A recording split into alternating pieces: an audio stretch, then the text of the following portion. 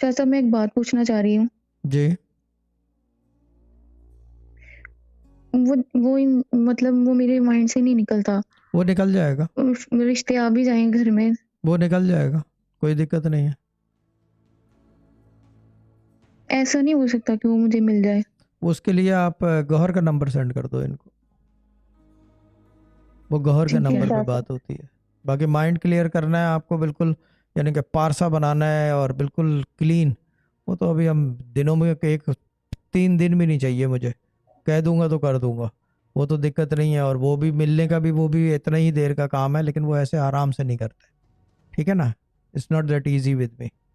Clean ठीक है। करना मुझे सिस्टर ज़ायरा को बहुत अच्छी तरह पता है। सिस्टर ज़ायरा को पता है कि कितने कितने लोगों को मैंने सीधा किया है इस रास्ते से, यानी कि ये जो जो ये खफगियाँ होती है ना गलतियों की, sister Zaira knows it very well.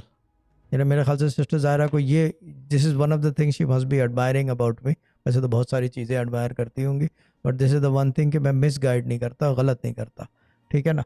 तो जो कह रहे हैं वो कर लें, तो ये माइंड भी जी, क्लियर हो जी। जाएगा, ज़िंदगी की गाड़ी आगे भी बढ़ जाएगी। और फिर अगर